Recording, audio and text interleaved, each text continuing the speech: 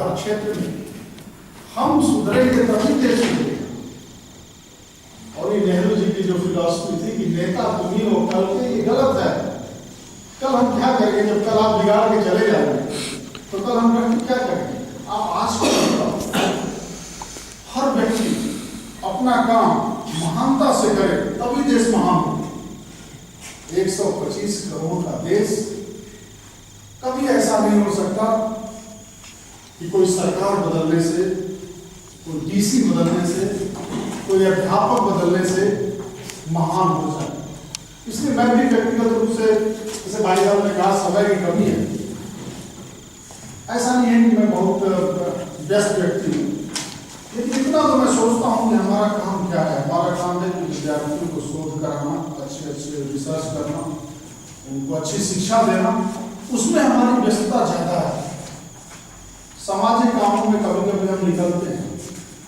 ऐसे ही आप विद्यार्थी हो, मुझे लगता है सारे विद्यार्थी हैं, आप लोग विद्यार्थी हैं, आपका पहला काम क्या है? आप अगर अच्छे से पढ़ेंगे, वही उसके बाद फिर आप और भी काम अच्छे से करें। अगर आप अच्छे विद्यार्थी नहीं बन सके तो अच्छे नागरिक नहीं बन सकते, आप अच्छे पुत्र नहीं बन सकते, आप अच्छे पिता नहीं बन सकते। और हमारे यहाँ बहुत पुरानी कहावत है कि जो खोटा सीखता है हर तरह से खोटा है। ऐसा न हो कि हम समाज के ऊपर भार बन जाए, देश के ऊपर भार बन जाए। हमें जो है समाज देश ने जो कुछ दिया है, कई बार बात आती है जैसे कि IIT और NIT जो देश के सर्वोच्च संस्थान है, उसको हम लोग देखते हैं, सारे लोग उसमें पढ़ना चाहते हैं, सबके एडमिशन हो नहीं पाते। कई बार हम अपने विद्यार्थियों से बताते हैं कि भाई क्यों पढ़ाई कर रहे हो? अरे माँ बाप ने बहुत खर्च किया है, तो थोड़ा पैसे उसे कमाऊंगा, फिर माँ बाप को रिटर्न करूंगा। क्या आपने कभी सोचा है कि समाज ने भी आपके ऊपर बहुत बड़ा खर्च किया है? क्योंकि जो विद्यालय चलते हैं, जो इंस्टीट्यूट्स हैं, उनकी सैलरी हमारी सरकार से आती है, और सरकार को चलाने वाले सब लोगों का हाथ है। टैक्स देने में रिक्शा खींचने वाला भी टैक्स देता है, क्योंकि नंबर खरीदता होगा तो उसमें टैक्स लगता है। प्रोफेसर भी टैक्स देता है, डॉक्टर भी टैक्स देता है, व्यापारी भी टैक्स देता है। समाज के हर हिस्से का टैक्स सरकार के पास जमा होता है, और वो सरकार फिर हमारे ऊपर आकर के खर्च करती है।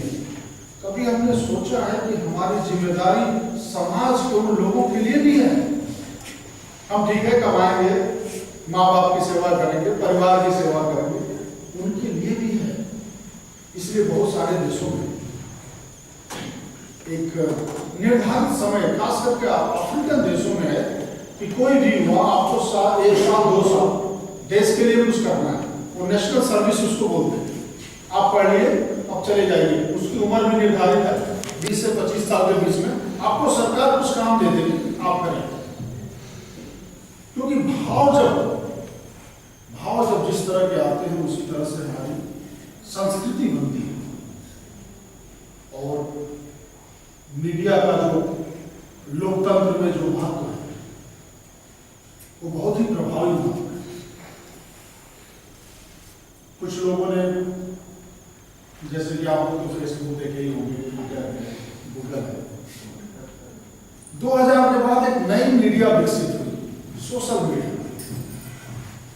हो सकता है कि हर व्यक्ति की आवाज इलेक्ट्रॉनिक मीडिया और प्रिंट मीडिया से न कही जा सके, इसलिए एक सोशल मीडिया बना। ठीक है, हम भी अपनी बात खुद कहेंगे, हम अपना वीडियो बनाएंगे, अपनी बातें रखेंगे। और आज ये सोशल मीडिया बहुत ही प्रभावकारी रूप से पूरे विश्व में काम कर रही है। अभी JNU की घटना हुई थी, मैं अपने अनुभव के आधार पर दावे के साथ कर सकता हूं, अगर ये सोशल मीडिया नहीं होती तो शायद ये समाचार पहुंच नहीं पाता। क्योंकि पहले दिन जिस तरह से देश विरोधी नारे लगे, एक मीडिया ने दिखाया, उसके बाद फिर सोशल मीडिया पे लोगों ने जब अपना वीडियो डालना शुरू किया, तब जाकर के उन्होंने इस मामले को। तो जो नई जो सोशल मीडिया है, जो आपके हाथ में है, आप भी उसमें सहयोग करिए। ठीक है, आम व्यक्ति चौथा स्तंभ लोकतंत्र का नहीं है, मीडिया चौथा स्तंभ है। हम सोशल मीडिया के माध्यम से अपनी बात रखेंगे, हम भी चौथा स्तंभ बनेंगे। इस देश में कुछ होता है, हम भी मीडिया बन सकते हैं, और उसका सबसे प्रभावी माध्यम है ट्विटर है, फेसबुक है, यूट्यूब है, बहुत सारी चीजें हैं जो आप अपनी बात रख सकते हैं। लेकिन रखते समय आप ये भी देखिए कि बहुत ही जिम्मेदारी से बात रखिए, कहीं ऐसा ना हो कि आपका एक गलत स्टेप और उसको देश को भुगतना। कुछ दिन पहले मुझे याद है, शायद 1 साल पहले, उस समय नया नया हिंदुस्तान आया था, हरियाणा में कुछ छात्राओं ने बस में किसी को पीटा था। वो घटना मुझे ठीक से याद नहीं है, तो आप लोग वीडियो सब जगह बहुत वायरल हुआ, फिर वो समाचार से वो समाचार बनी थी, आप लोगों को याद होगा कहीं ना कहीं। 1 साल पहले की घटना। ये खबर अच्छी है या बुरी है, उस पर मैं नहीं जाऊंगा, बस मैं एक उदाहरण देना चाहता हूं कि ये है सोशल मीडिया की ताकत, जो तथाकथित देश में बड़ी बड़ी मीडिया हाउस है, उनको भी हम बदल सकते हैं।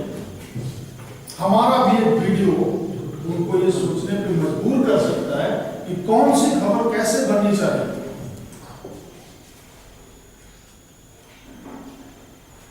इसलिए हम भी अपनी भूमिका निभाएं, लोकतंत्र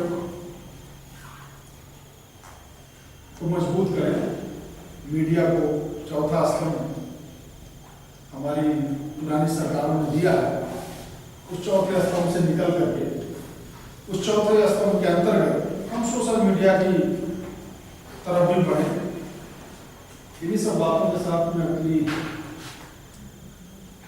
बात को समाप्त करता हूँ। लेकिन अगर आप कुछ पूछना चाहते हैं, चाहे कंप्यूटर में पूछना हो या और भी तरह से कुछ पूछना है, तो फिर मैं उत्तर देने के लिए तैयार हूँ, क्योंकि मैं भी जानना चाहता हूँ कि आपके मन में क्या है, आप कैसा सोचते हैं। और कभी कभी विद्यार्थी था तो मैं सोचता था ये लोग आ जाते हैं, बोलते रहते हैं, हम लोग बैठे रहते थे, थके रहते थे और सुनते रहते थे, पक जाते थे, और मैं चाहता था कि उधर से उठ के इधर आ जाता, मेरे को बोलने का मौका मिलता। और मैं जानता हूँ कि आप सुनते सुनते थके जरूर हैं, लेकिन अगर आपके मन में कोई सवाल है किसी भी तरह का, आप पूछिए।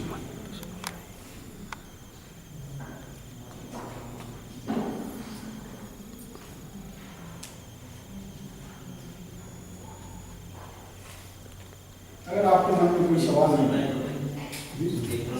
हाँ बोलिए। कभी मैंने अपने परीक्षा में जैसे आपका लेक्चर बताया 25 देशों की आपने याद करी, और सब ने तो मुझे लगता कोई विदेश में गया हुआ से भारत का जो जैसे जिक्र आता है, तो जिस प्रकार हमारे प्रति क्या जैसे अंतर्राष्ट्रीय स्तर में भारत के प्रति क्या एक नजरिया सकारात्मक जैसे हम कई बार करते हैं वो ये मैं आपको बताता हूँ। भारत के प्रति लोगों का नजरिया जो है मिश्रित है, और यही है कि जैसे भारत के लोग बहुत मेहनती होते हैं, इसमें कोई दो राय नहीं। इसलिए आप अमेरिका में देखें, यूरोप में देखें, बहुत सारी कंपनियां भारतीय लोगों के ऊपर निर्भर है। हम लोग बहुत अच्छे फॉलोअर हैं, हम लोग बहुत डिसिप्लिन होते हैं, काम बहुत करते हैं, ये उनके मन में भाव है। भारतीय संस्कृति एक महान है, ये भी उनके मन में भाव है। लेकिन कुछ और भी भाव है, हम बहुत गंदे रहते हैं, हम कभी समय का पालन नहीं करते, इस तरह का भी है। अब जैसे कहीं अगर आपका क्लास है या कोई बैठक है, तो 10 बजे मतलब 10 बजे, अब आप ये नहीं बोल सकते मेरी गाड़ी स्टार्ट नहीं हुई या बारिश हो रही थी या बस नहीं मिली, ऐसा तरह का कुछ नहीं है। और खास करके जापान में तो अगर आपको काम दिया गया, अगर आप नहीं कर पाए तो या तो रिजाइन कर दीजिए नौकरी से पहले ही, जाने से पहले। और पहले तो स्थिति और खराब थी, जब उनके यहाँ बम फटे थे 70 तक, या तो आप आत्महत्या कर लीजिए। ये लौट के जाके नहीं बोलना कि मैं नहीं कर पाया। और निश्चित रूप से हम थोड़ा सा सस्ते में पड़ते हैं, ये भी एक सच्चाई है, क्योंकि अगर वही काम को कोई अगर अमेरिकन करे, यूरोपियन करे तो ज़्यादा उसकी सैलरी ज़्यादा होती है। और हम भारतीय लोग इसलिए अच्छे से काम कर सकते हैं कहीं भी, क्योंकि हम लोगों ने बहुत ही जटिल सिस्टम देखा है। भारत का सिस्टम बहुत जटिल है। मैं उदाहरण दूंगा, हम 10th पास करते हैं, फिर 10th के पहले अगर अच्छा स्कूल है तो एंट्रेंस एग्जाम वहाँ दिया, फिर 12th के लिए एंट्रेंस एग्जाम दिया, फिर इंजीनियरिंग करने गए वहाँ पे एग्जाम दिया, फिर मास्टर करने गए वहाँ पे एग्जाम दिया, कंपनी आती है वहाँ एग्जाम देते हैं, इंटरव्यू होती है। अरे कितना लोग है यार, या तो हमें पास ही ना करो 10th प्लस 2 के बाद, भाई आप पढ़ने लायक नहीं, बंद करो वहीं पे। सरकार ने अपनी कमियों को छुपाने के लिए सारा कमी विद्यार्थी के ऊपर डाली।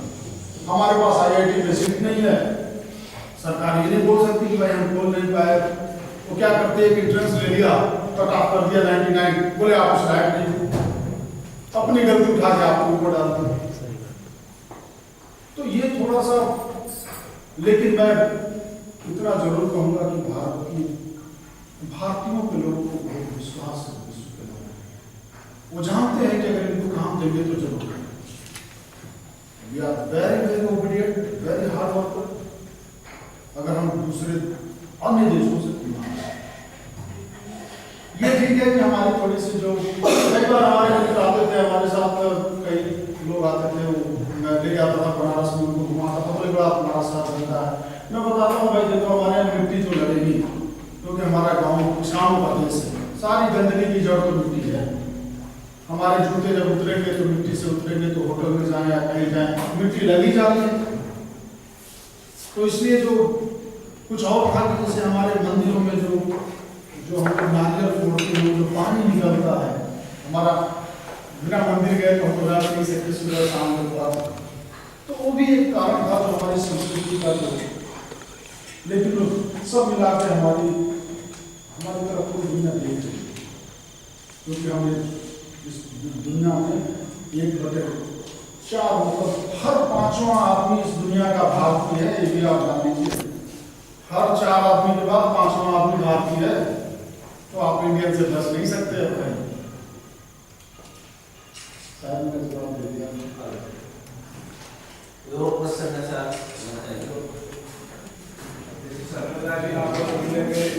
काफी एजुकेशन के बारे में, उनकी एजुकेशन कैसी है और हमारे उनके कितने पिछड़ी है। हाँ, अब देखिए अगर मैं शिक्षा का बताऊँ तो बहुत ज़्यादा जो निचले दर्जे की शिक्षा है उसके बारे में मुझे नहीं पता। यूनिवर्सिटी लेवल की बात मुझे पता है, जो डिग्री लेवल, जो इंजीनियरिंग हो गया, मेडिकल हो गया, मतलब बैचलर लेवल डिग्री के एजुकेशन के बारे में पता है। उनका ये है कि शिक्षा एक इंडस्ट्री है। विदेशों में आज सबसे जो बड़ी यूनिवर्सिटी जो आप हार्वर्ड और MIT की बात सुनते हैं, वो प्राइवेट यूनिवर्सिटी। शिक्षा उनकी एक industry, education is industry. In India education is social responsibility आपको, और सारा जो डिफरेंस है जो यहीं से शुरू होता है। सरकार में हम जानते हैं, जब सरकारी हिसाब किताब चलता है तो हमारी जो स्पीड है बहुत धीरे है। जो चीज़ हमें आज पढ़ानी चाहिए, हम हो सकता है 2-4 साल के बाद पढ़ा रहे हैं। वो इसलिए पढ़ा रहे हैं कि भाई हम कोर्स बदलना तो चाहते हैं, लेकिन हमारे वाइस चांसलर आएंगे, फिर कई तरह के एडमिनिस्ट्रेटिव लेयर्स हैं, वो क्रॉस करेंगे तब जाके हमारा नया करिकुलम आएगा। और जब कोई चीज़ प्राइवेटाइजेशन में चली जाती है, क्योंकि उनकी यहाँ इंडस्ट्री हो गई, सरकार ने बोला भाई आप पढ़ा लो, जो पढ़ाना है आपको देख लो, क्योंकि आप वैसे भी देखिए तो इंजीनियरिंग में सारी कंपनियां जो आप देखते हैं सब तो प्राइवेट ही हैं। टीवी से लेकर के, कार से लेकर के, सारी चीजें तो प्राइवेट ही हैं। तो इंडस्ट्री जानती है कि उनको कैसा प्रोडक्ट चाहिए, तो उनके यहाँ जो करिकुलम जो चेंजेस हैं बहुत तेजी से होती है। तो नई नई चीजें उनसे हम लोगों से जल्दी पढ़ते हैं। हम लोग पुरानी चीजें पढ़ते हैं लेकिन बहुत अच्छे से पढ़ते हैं और कई तरह के एग्जाम देते। तो हमारा विद्यार्थी भारत का जब जाता है तो तुरंत उसको पिकअप कर सकता है। तो क्योंकि उसकी बेसिक्स बहुत स्ट्रॉन्ग है और उसके हिसाब से वो बहुत, जैसे कि मैंने खुद इलेक्ट्रॉनिक्स इंजीनियरिंग में PhD किया। जब मुझे पहली बार नौकरी मिली तो मुझे इंफॉर्मेशन टेक्नोलॉजी मिली, तो थोड़ा थोड़ा रिलेट था, मैं तुरंत उसको पिकअप कर लिया। फिर सेकंड में कंप्यूटर इंजीनियरिंग में भी पिकअप कर लिया, क्योंकि हमारे जो फाउंडेशन है वो बहुत स्ट्रॉन्ग।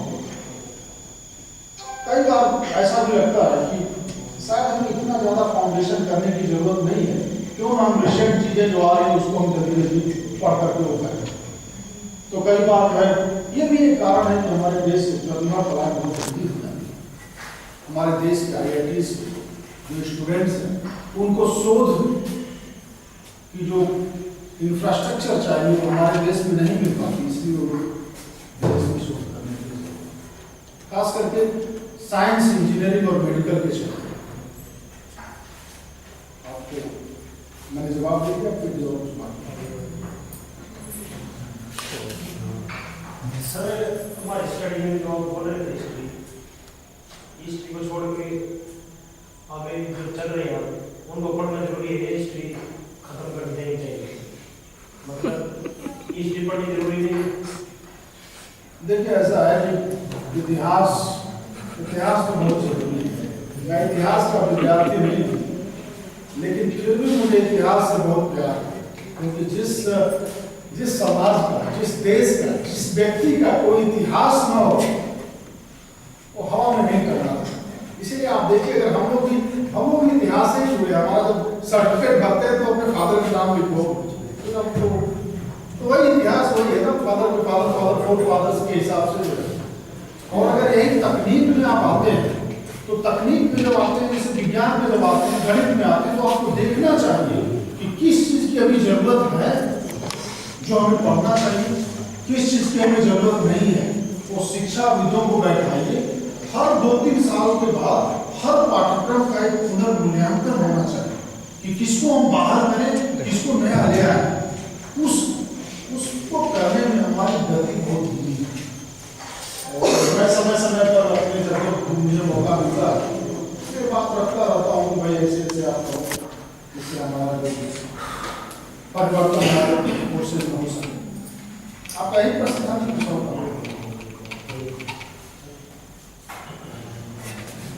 सर, जैसे आपने मीडिया के बारे में बताया सर, मीडिया के बारे में बताया सर आपने, इन इंडिया वो नेगेटिव पॉइंट जहाँ से बात किया सर।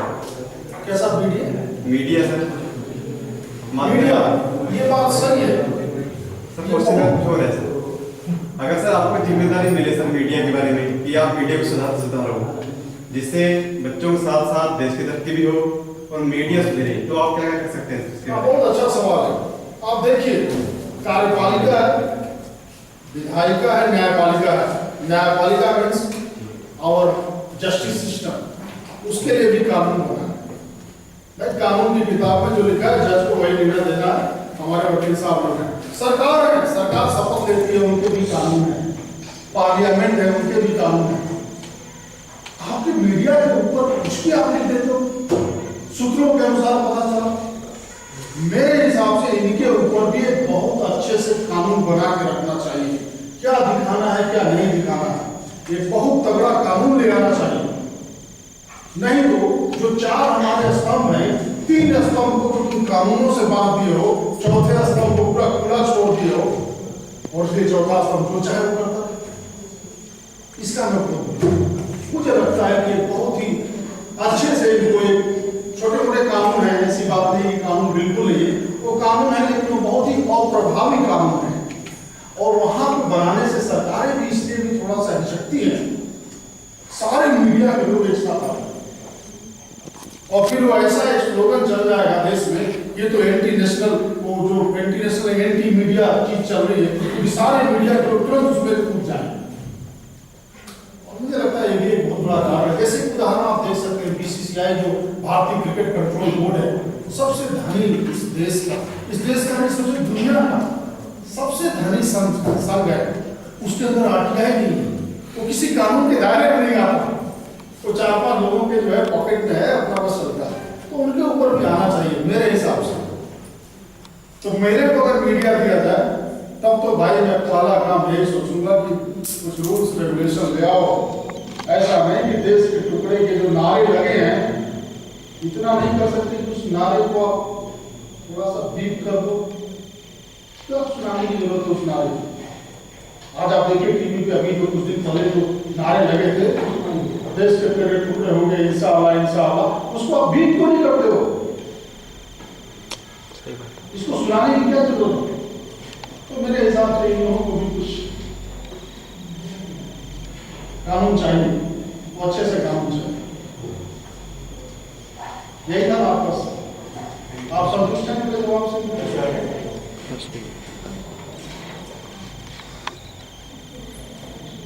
लगता है कि आपके पास बहुत बहुत धन्यवाद कि आप लोगों ने दिया है। मैं बहुत प्रसन्न हूँ क्योंकि हम लोग अपने जब क्लास में पढ़ाते हैं तो इस तरह से बात नहीं कर सकते। हमारा एकदम टॉपिक फिक्स है, प्रोजेक्टर लगा हुआ है, हमारे मिश्रा जी हैं जो देखते रहते हैं, सारी वीडियो रिकॉर्डिंग हो रही है क्योंकि हमारे जो क्लासेस चलते हैं पूरे देश के लोग लेते हैं, तो एनकेएम के थ्रू सब सारे जगह हम टेक्निकल छोड़ के कुछ और बात नहीं करते। तो बहुत अच्छा लगा आप लोगों से बात करके, और अगर कुछ भी अगर आपको पूछना है तो हमारा ईमेल आईडी में हमारा नाम गूगल करा लीजिए आशुतोष कुमार से, सारा डिटेल्स आ जाएगा। और मैं कुछ कार्ड्स छोड़ जाता हूँ, कुछ भी आप मेल कर सकते हैं। Ashutosh ASHUTOSH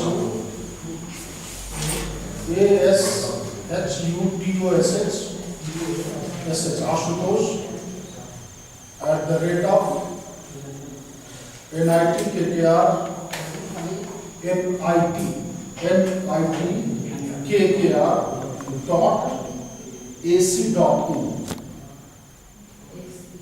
@NITKKR.AC.in।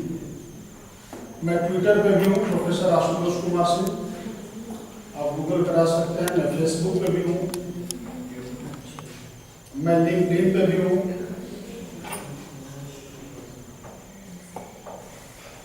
Research gate पे भी। आप अगर वो ईमेल आईडी भूल जाए तो नाम ही